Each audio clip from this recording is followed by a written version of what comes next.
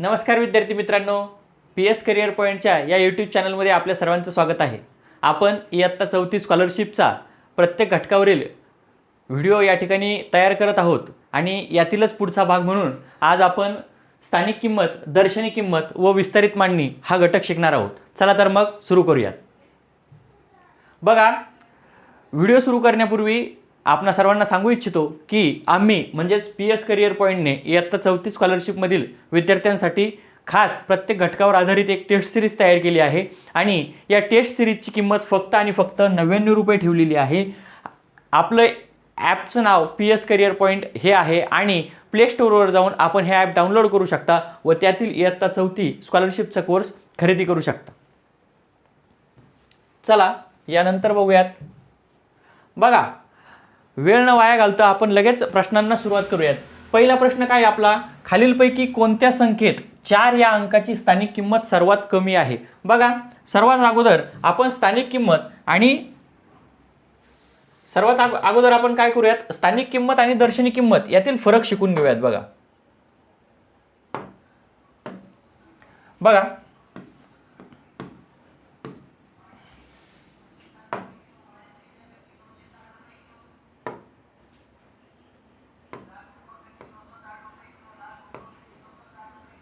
ठीक आहे, चला बघा, स्थानिक किंमत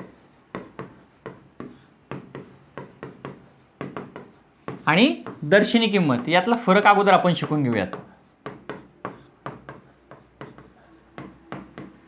बघा, तर दर्शनी किंमत म्हणजे काय, तर आपल्याला जो अंक दिसतो तीच त्याची किंमत.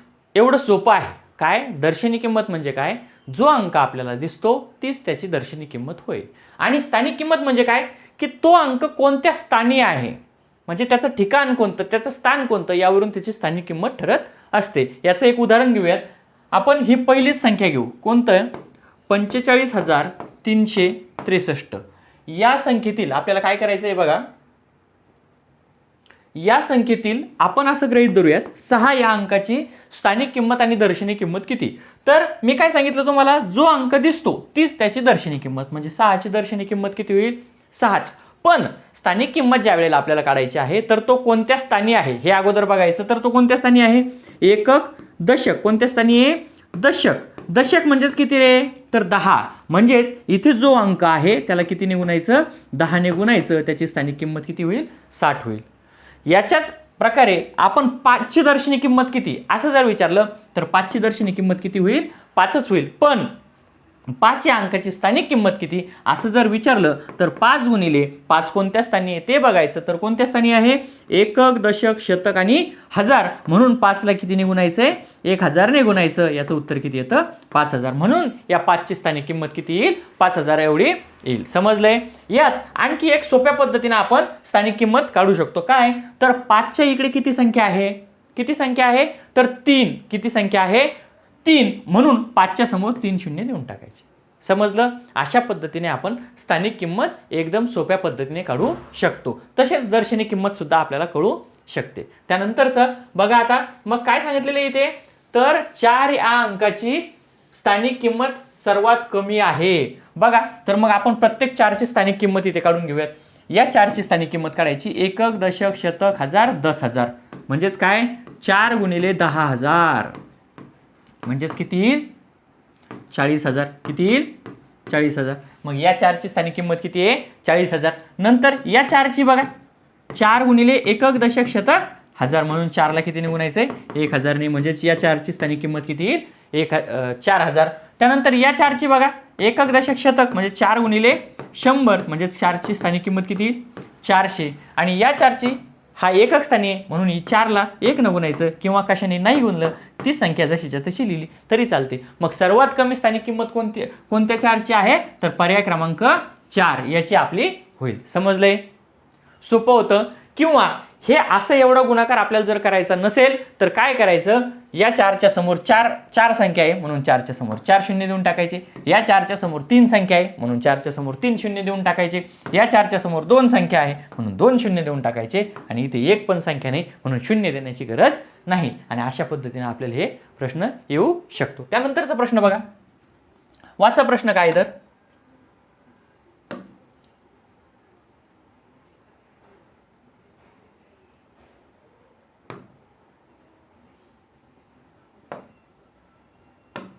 काय वाचन? तर एक संख्या दिलेली आहे आपल्याला बघा, बघा अशी एक संख्या दिलेली आहे, त्याच्या अगोदर एकक, दशक, शतक, हजार, 10,000 स्थानी काय आहे? 9 आहे. या संख्येतील हे जे 2 स्टार आहे बघा, हे जे 2 स्टार आहे हे, ठीक आहे, तर या 2 स्टारचं काय केलेलं आहे? या ठिकाणी सारखीच संख्या आहे. इथे संख्या किती आहे हे आपल्याला माहित नाही, पण जी कोणती असेल इथे जी आहे तीच इथे राहील. समजलंय? इथे जी आहे तीच इथे राहील. मग तर काय सांगितलेले पुन्हा? यांच्या स्थानिक किमतीतील फरक, यांच्या स्थानिक किमतीतील फरक किती सांगितलेले आहे आपल्याला? 45 सांगितलेलं आहे. किती सांगितलेलं आहे? 45 सांगितलेलं आहे. तर काय सांगितलंय?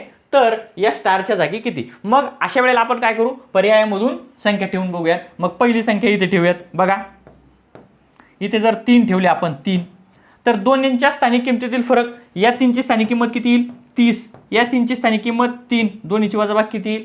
27. म्हणजेच हे येईल का? नाही. 4 ठेवून बघूयात. 927 इथे 4 4 आहे की नाही? म्हणजे 40 वजा 4 येईल. बरोबर? किती येईल मग? 36. आपल्याला किती पाहिजे फरक? 45, म्हणून हा पण पर्याय येणार नाही. मग 5 ठेवून बघूयात. म्हणजेच या 5ची स्थानिक किंमत 50, या 5ची स्थानिक किंमत 5, दोन्हीची वजाबाकी 45, आणि आपल्याला काढायची किती? 45च काढायचे. बरोबर? म्हणजेच आपलं उत्तर किती? पर्याय क्रमांक 3 हे आपलं उत्तर येईल. पण पर्याय क्रमांक 4 पण एकदा ठेवून बघूयात. 6. बरोबर? म्हणजे 60 वजा 6 किती येईल? 54. 54 लागतात का आपल्याला? नाही. किती लागतात? 45. म्हणून पर्याय क्रमांक किती राहील? उत्तर आपलं किती राहील? 3 हे उत्तर राहील. ठीक आहे. त्यानंतरचा प्रश्न बघूयात.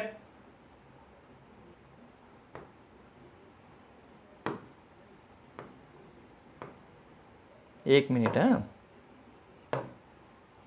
चला, ओके, झालंय आता. त्यानंतरचा प्रश्न बघा. एका संख्येतील हजार व एकक स्थानी असणाऱ्या अंकांची दर्शनी किंमत समान आहे. बघा एक संख्या आहे, आपल्याला संख्या कोणती आहे हे माहीत नाही. ही संख्या घेऊयात आपण.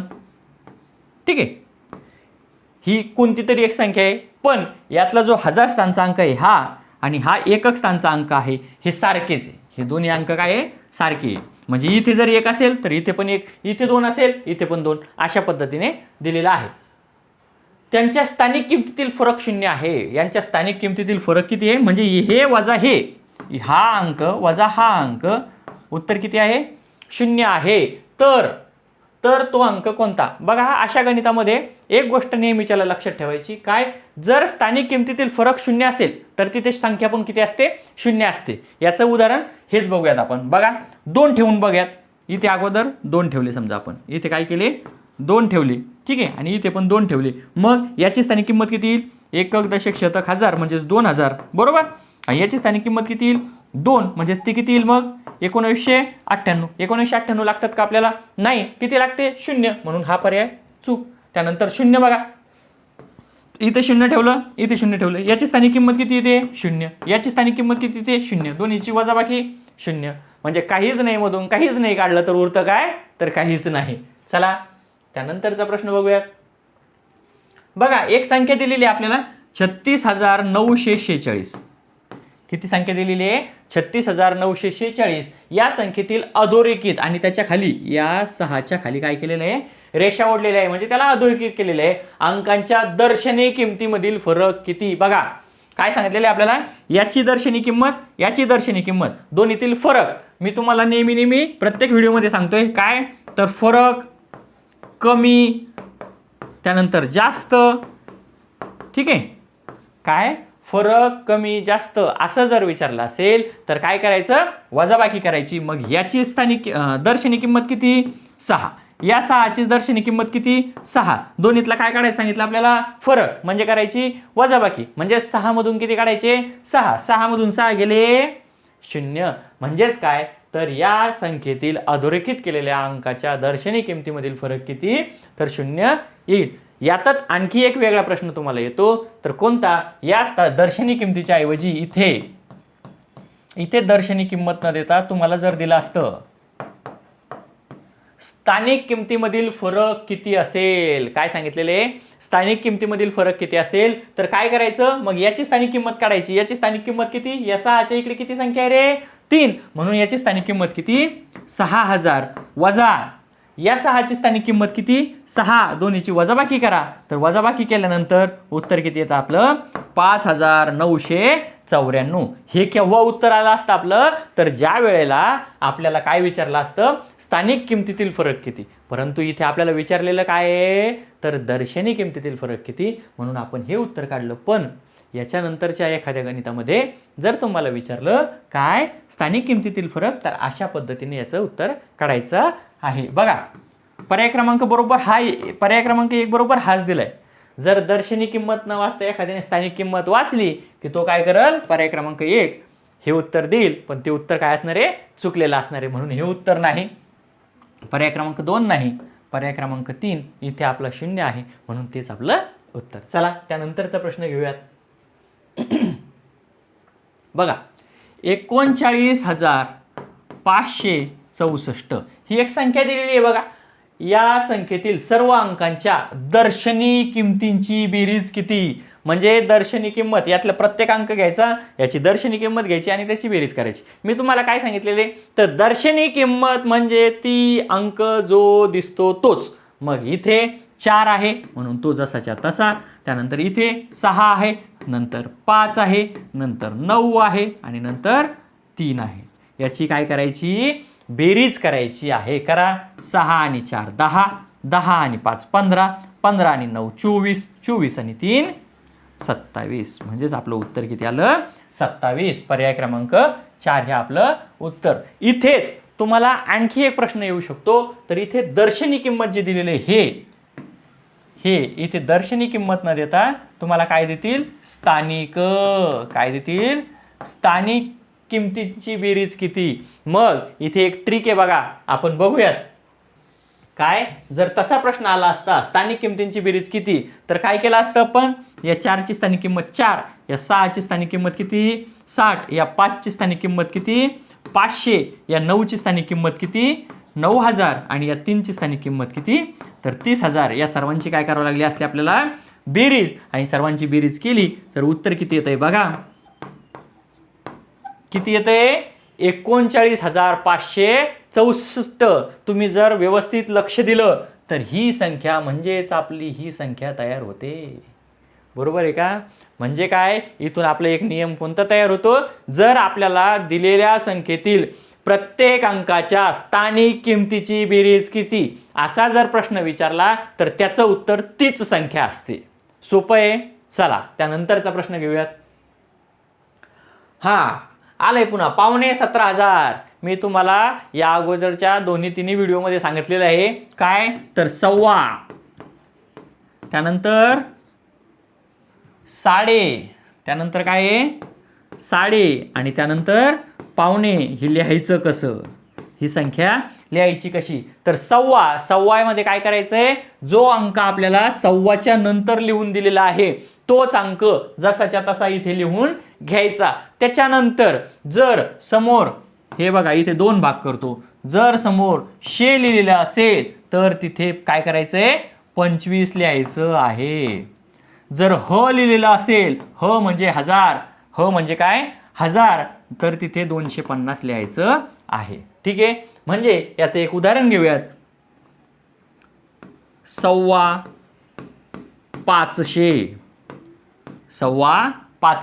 मग 1.25 लिहिलेले, 1.25च्या समोर किती संख्या दिलेली आहे? 5, म्हणून इथे लिहायचं 5. ठीक आहे. आणि 100 दिलेले म्हणून इथे लिहायचं 25. हे झालं 525. जर इथे असं दिलं असतं 525च्या ऐवजी 5,500. काय? जर असं दिलं असतं 5,500 तर काय केलं असतं आपण? 1.25च्या नंतर कोणती संख्या आहे? 5, म्हणून इथे लिहिले असते 5. इथे काय लिहिले असते आपण? 5. नंतर 1000 आहे. काय आहे? 1000. म्हणजेच 1000च्या पुढे किती लिहायचं? पाव. 1.25 म्हणजे पाव हिस्सा, चतकूर हिस्सा. आपल्या भाषेत आपण चपाती खाताना, भाकरी खाताना म्हणतो की नाही, आई, आजी मला काय कर? एक चतकूर पोळी दे, चतकूर चपाती दे. ती चतकूर म्हणजे 1.25 भाग. म्हणजेच पावभाग, म्हणजेच काय पावभाग, आणि तो पावभाग म्हणजे आपण शतकचा 25 असतो आणि हजारचा काय असतो 250 असतो. तसंच साडे, साडे म्हणजे काय रे, साडे म्हणजे अर्धे किंवा निम्मे. साडे म्हणजे काय अर्धे किंवा निम्मे.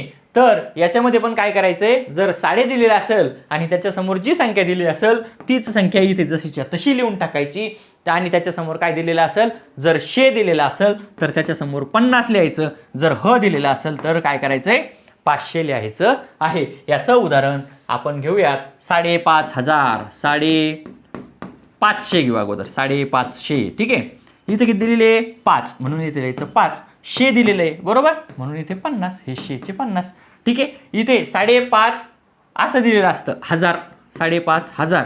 तर काय केलं असतं 5.5, 5चे 5 आणि 1000चे 500, म्हणून ती संख्या झाली असती 5,500.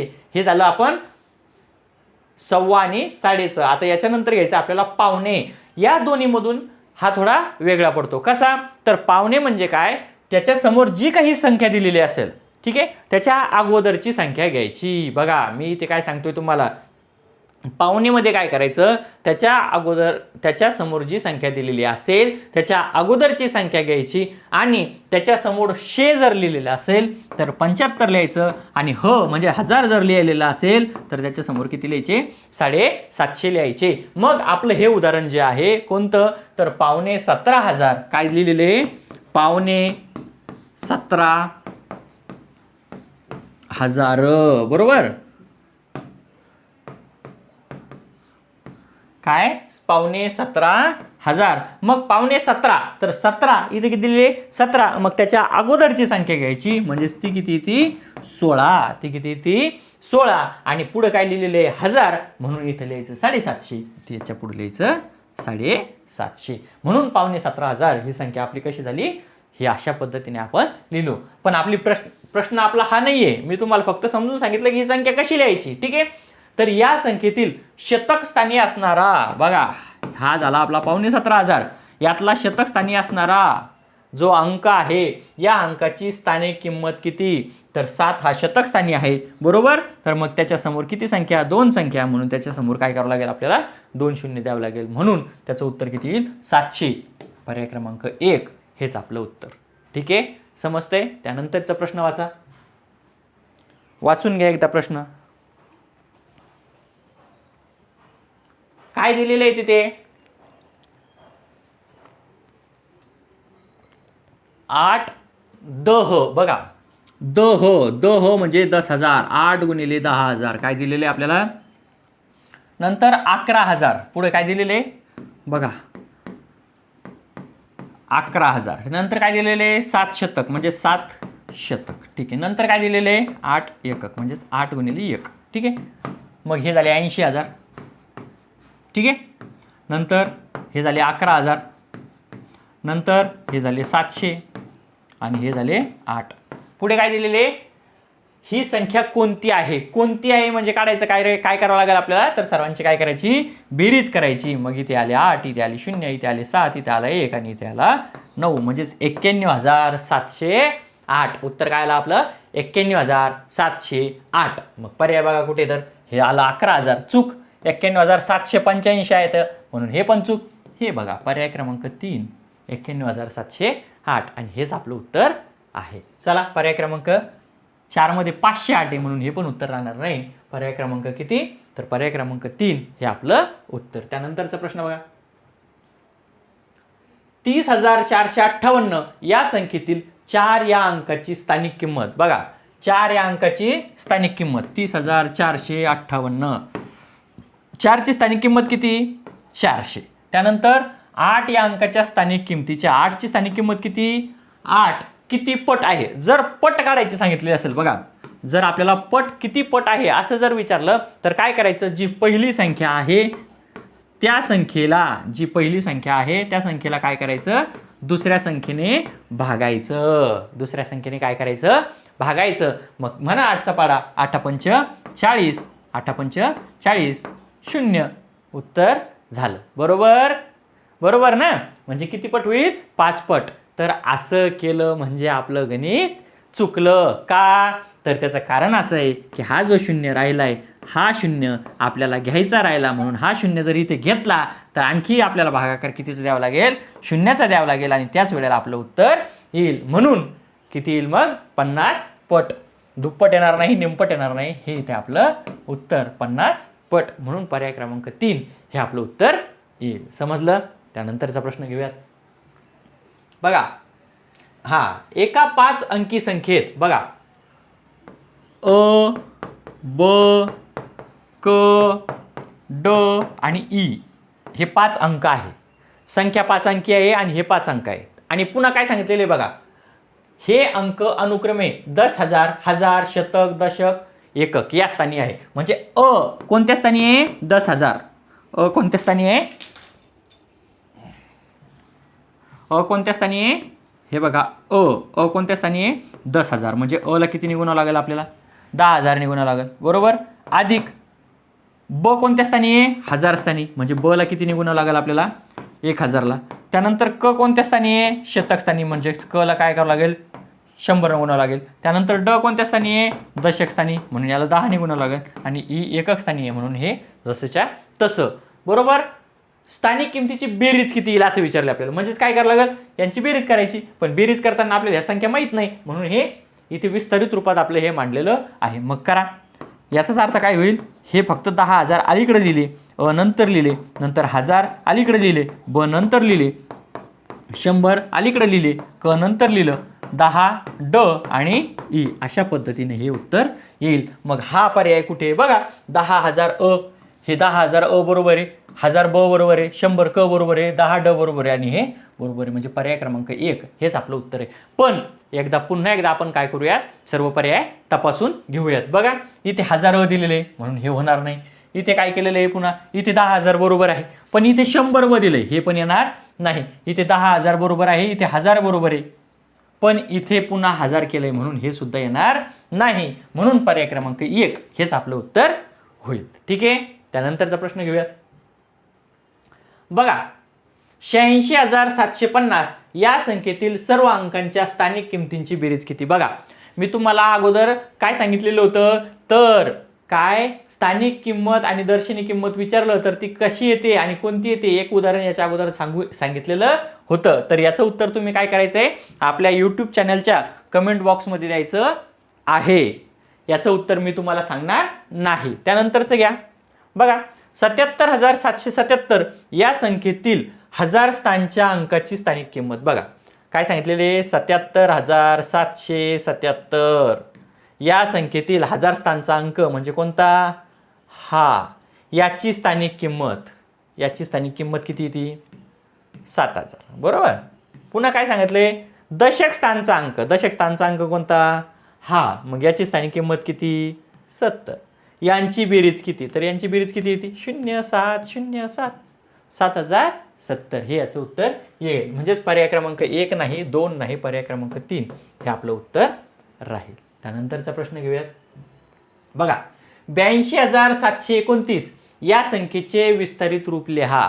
काय सांगितलेले? 82,729 याचं काय करायचंय? विस्तारित रूप लिहायचं आहे. मग लिहा. 8च्या समोर 4 शून्य, 1 2 3 4, अधिक 2च्या समोर 3 शून्य, अधिक 7च्या समोर 2 शून्य, अधिक 2च्या समोर 1 शून्य आणि 9च्या समोर 1 पण शून्य नाही. बघा, असं कोणतं उत्तर आहे? हे इथे 8,000 आहे, म्हणजे हे नाही. इथे आहे 4 शून्य, इथे 3, इथे 2, इथे 1 आणि इथे 1, म्हणजेच पर्याय क्रमांक 2 हेच आपलं उत्तर राहील. पण पुन्हा एकदा पर्याय 3 आणि पर्याय क्रमांक 4 एकदा तपासून पाहू आपलं उत्तर बरोबर आहे का. तर बघा, इथे आहे 4 शून्य, इथे 4 शून्य दिलेत, म्हणजे हे नाही. इथे बघा, इथे 4 शून्य, इथे 3, पण इथे 3 शून्य दिले, म्हणजे हे पण नाही. म्हणून पर्याय क्रमांक 2 हेच आपलं उत्तर राहील. त्यानंतरचा प्रश्न बघा, पुढीलपैकी कोणत्या विस्तारित मांडणीने बघा 5 म्हणजे काय? 5,000, बरोबर.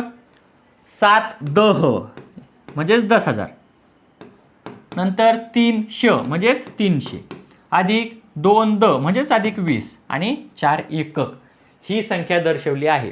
इथे बघा, आपल्याला एकदम सोपं वाटतं, पण इथे काय चुकणार आहे बघा आपलं. बघा, इथे काय केलंय? 5च्या समोर 4 शून्य. इथे आपल्याला 5च्या समोर किती शून्य पाहिजे रे? 3, म्हणून हे उत्तर येणार नाही. नंतर इथे बघा 5च्या समोर 3 शून्य आहे, पण 7च्या समोर किती शून्य पाहिजे रे? 4. इथे किती? 3, म्हणजे हे उत्तर येणार नाही. नंतर बघा इथे या पर्यायामध्ये बघा 7च्या समोर 4 शून्य आहे, म्हणजे हे बरोबर आहे. 5च्या समोर 3 शून्य आहे, म्हणजे हे बरोबर आहे. 3च्या समोर 2 शून्य आहे, म्हणजे हे बरोबर आहे. 2च्या समोर 1 शून्य आहे, म्हणजे हे बरोबर आहे. आणि 4च्या समोर शून्य नाही, म्हणजे हे बरोबर आहे. म्हणजेच पर्याय क्रमांक 3 हे आपलं उत्तर राहील. पण इथे काय केलं होतं त्यांनी? प्रश्न देता वेळेला काय केलं? 5,000 अगोदर लिहिले आणि 7-10,000 नंतर लिहिले. म्हणजे काय होईल की आपण 5च्या समोर 4 शून्य लिहू आणि 7च्या समोर 3 शून्य लिहू आणि पर्याय क्रमांक 1 उत्तर लिहू आणि ते आपलं काय होईल? चुकून जाईल. अशा पद्धतीनं ते झालं असतं, पण आपण लक्ष ठेवणार आहोत म्हणून पर्याय क्रमांक 3 हेच याचं उत्तर येईल. ओके. त्यानंतरचा प्रश्न बघा, 7,000 अधिक 80 अधिक 3 ही संख्या कोणती? करा बेरीज. 3, 8, 0, 7. फक्त आता इथे बघा मी गडबडीमध्ये गोंधळामध्ये काय केलंय, तर हे 3 आहे की नाही 8च्या थोडे खाली आले आणि मग इथे काय होऊन जाईल आपलं? चुकल. उत्तर काय होऊन जाईल? चुकल. तर परीक्षेमध्ये हे लक्षात ठेवायचं आहे काय? बरोबर अंकाच्या खाली अंक लिहायचा आणि उत्तर लिहायचं आणि उत्तर मग आपलं बरोबर येऊन जाईल. 7,083 पर्याय क्रमांक 1 हेच आपलं उत्तर राहील. 2 राहणार नाही, 3 राहणार नाही, 4 सुद्धा राहणार नाही. पर्याय क्रमांक 1 हेच आपलं उत्तर. त्यानंतरचा प्रश्न बघा, 500 रुपयांच्या 30 नोटा बघा. 500 रुपयांच्या 30 नोटा काय सांगितलं त्यांनी आपल्याला? 500 रुपयांच्या 30 नोटा बघा. 500 गुणिला 30. ओके, हे समजले. नंतर काय सांगितलेले? 100 रुपयांच्या 16 नोटा. 100 रुपयांच्या 16 नोटा. त्यानंतर काय सांगितलं? 10 रुपयांच्या 10 नोटा. त्यानंतर काय सांगितलंय? 1 रुपयांची 6 नाणी. 1 रुपयांची 6 नाणी मिळून तयार होणाऱ्या एकूण रकमेची, म्हणजे अगोदर रक्कम तयार करायची आणि नंतर त्याचं विस्तारित रूप मांडायचं. प्रश्न व्यवस्थित बघा काय सांगितलेलं याच्यामध्ये, तर अगोदर संख्या तयार करायची आणि नंतरच त्याचं विस्तारित रूप मांडायचं. मग अगोदर संख्या तयार करून घेऊ. बघा या 5च्या समोर 2 शून्य आणि हा 1 शून्य, म्हणून इथे येईल 3 शून्य. बरोबर. 5 त्रिक 15. नंतर हे 2 शून्य इथे देऊन टाकू. 16 1 16. त्यानंतर हे 2 शून्य आहे म्हणून इथे घेऊन टाकू. 1 1 1 आणि 1 गुणिले 6 येतात 6. याची करायची आपल्याला बेरीज. हे 6, हे 0, हे 7, हे 6 आणि हे 1. संख्या काय तयार झाली हे बघा. 16,706 संख्या काय तयार झालेली आपली? 16,706. याचं करायचं विस्तारित रूप. प्रश्न व्यवस्थित बघा काय आहे, तर याचं विस्तारित रूप काय येईल? 1च्या समोर किती शून्य? 4 अधिक 6च्या समोर 3 शून्य अधिक 7च्या समोर 2 शून्य अधिक शून्याची संख्या विस्तारित संख्या स्थानिक किंमत काहीच नसती. ते लिहिलं काय नाही लिहिलं काय काहीच फरक पडत नाही. आणि 6ची 6 हे झालं आपलं उत्तर. पण बघा आता पर्याय व्यवस्थित बघा काय झालेलं आहे. जर तुम्ही याची एकूण किंमत केली नसती आणि सरळ सरळ हे आलं, म्हणजेच हे 15,000 हे अधिक 1600 अधिक 100 अधिक 6 हे झालं उत्तर. बरोबर. आणि पर्याय क्रमांक बघा, पर्याय क्रमांक 1 बरोबर तोच आहे हाच. पण आपल्याला काय सांगितलं? याची बेरीज करा नंतर विस्तारित रूपात मांडणी करा, म्हणून हे येणार नाही. 15,000 अधिक 1600 अधिक 100 हे येणार नाही, म्हणून हे उत्तर चूक. बघा दुसरं 5,000 अधिक 10,000 हे पण येणार नाही. त्यानंतर बघा हे 10,000 अधिक 6,000 अधिक 700 अधिक 70 अधिक 6. इथे 70 आहे का? नाही, म्हणून हे पण उत्तर येणार नाही. इथे बघा 10,000 अधिक 6,000 अधिक 700 अधिक 0 अधिक 6 म्हणजेच पर्याय क्रमांक 4 हेच आपलं उत्तर येईल. समजलं? या अशा प्रश्नामध्ये असाच गोंधळ होतो. काय? जर आपण हे जसंच्या तसं लिहिलं असतं, गडबडीमध्ये डायरेक्ट विस्तारित रूप लिहिलं असतं की आपलं उत्तर चूक. अशाच पद्धतीच्या चुका आपल्या परीक्षेत होतात. ह्याच आपल्याला टाळायच्या आहेत. चला त्यानंतरचा प्रश्न बघा. वाचा प्रश्न. काय प्रश्न रे? काय प्रश्न दिलेला आहे?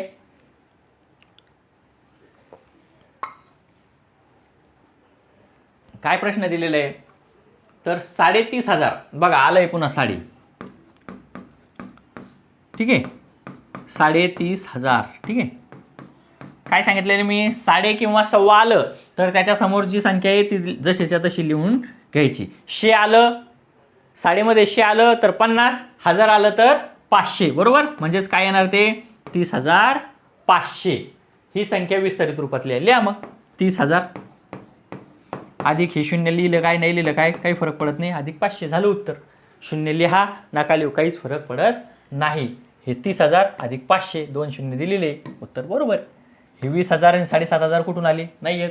हे 30,000 आणि हे 5,000 कुठून आले, नाही येत. हे 20,000 आणि 5,000 नाही. म्हणून पर्याय क्रमांक किती, तरी 1 हेच आपलं उत्तर राहील. ठीक आहे. त्यानंतरचा प्रश्न बघा, 2 गुणिले 10,000, 2 गुणिले 10,000 म्हणजेच किती उत्तर झालं, 20,000. त्यानंतर 5 गुणिले 1000 म्हणजेच किती झाले, 5,000. ठीक आहे. नंतर 5 गुणिले 100 म्हणजेच किती, 500. म्हणजेच किती येईल, 500. ठीक आहे. हे विस्तारित रूप कोणत्या संख्येचे, मग करा याची बेरीज. 0 0 5 5 25. बघा शेवटला आलेले 500 म्हणजेच उत्तर येणार आपलं साडे. म्हणजेच उत्तर काय येणार आपलं साडे. आणि हे किती आहे, 25. 500 आलेले आहे म्हणून 1000, 25,000. उत्तर काय येणार आपलं 25,000. किंवा यालाच आपण काय म्हणू शकतो, 25,500. मग पर्यायामध्ये 25.5 असेल, 1000 असेल तर ते लिहा, किंवा 25,500 असेल तर ते लिहा. बघा इथे 25,000 हे नाही, हे 25,500 आहे. म्हणजे पर्याय क्रमांक 2. पण पर्याय क्रमांक 3 आणि 4 पण पाहून घ्या. 26,000 ते पण येत नाही. आणि किती आहे, 26,500 ते पण येणार नाही. म्हणून पर्याय क्रमांक किती, तर पर्याय क्रमांक 2 हे आपलं उत्तर राहील. त्यानंतरचा प्रश्न बघा. 5 गुणिले 10,000. बघा 5 गुणिले 10,000 अधिक 3 गुणिले 100. ठीक आहे. ठीक आहे. 5 गुणिले 10,000 म्हणजे किती येते, 50,000. ठीक आहे. 3 गुणिले 100 म्हणजेच किती, 300. किती, 300. बघा त्यानंतर 5 गुणिले 10, 5 गुणिले 10 म्हणजेच किती, 50 आणि अधिक 5 यांची विस्तारित रूप बेरीज करायची. म्हणजे 5 5 3 0 5 म्हणजेच किती, 50,355 हे उत्तर येईल. बघा पर्यायामध्ये कुठे आहे, तर हे 50,035 नाही, हे 50,355 आहे. म्हणजे पर्याय क्रमांक 2 हेच उत्तर. हे 55,000 झालं आणि हे 50,000 आहे, परंतु इथे 500 केलं म्हणून हे पण उत्तर येणार नाही. पर्याय क्रमांक किती, तर 2 हेच आपलं उत्तर येईल. समजतंय, सोपं आहे. भाग सोपा आहे, फक्त काय आहे, लक्षपूर्वक प्रश्न वाचायचा. त्यानंतरचा प्रश्न बघा. एका संख्येत 16,000 16 दशक व 16 एकक आहेत, तर ती संख्या कोणती. बघा 16,000 आहे. ठीक आहे. नंतर पुन्हा काय सांगितले, 16 दशक 16,000 आहे. नंतर 16 दशक म्हणजे 16 गुणिले 10 म्हणजेच 160 आहे. आणि पुन्हा काय 16 एकक आहे, म्हणजे इथं एकक आहे, करा ती बेरीज.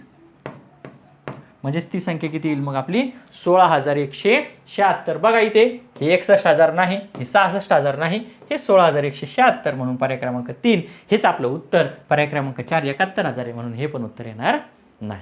समजते. त्यानंतरचा प्रश्न बघूया. बघा तर अशा पद्धतीने आपण आज स्थानिक किंमत, दर्शनी किंमत आणि विस्तारित मांडणी यावर आधारित प्रश्न बघितलेले. मी आशा करतो की हे तुम्हाला समजलेले असणार आहे. आपण जे व्हिडिओ टाकत आहोत हे जर तुम्ही काळजीपूर्वक वाचले आणि अभ्यासले आणि याच्यावरचे प्रश्न सोडवले तर नक्कीच तुम्हाला परीक्षेत यातले प्रश्न चुकणार नाहीत. आपण असेच प्रश्न आपल्या ॲपमध्ये, आपल्या ॲपचं नाव आहे PS करिअर पॉईंट, या ॲपमध्ये असेच प्रश्न घटक वाईज प्रश्न टाकलेले आहे आणि याची एक टेस्ट सिरीज इयत्ता 4थी स्कॉलरशिपसाठी तयार केलेली आहे.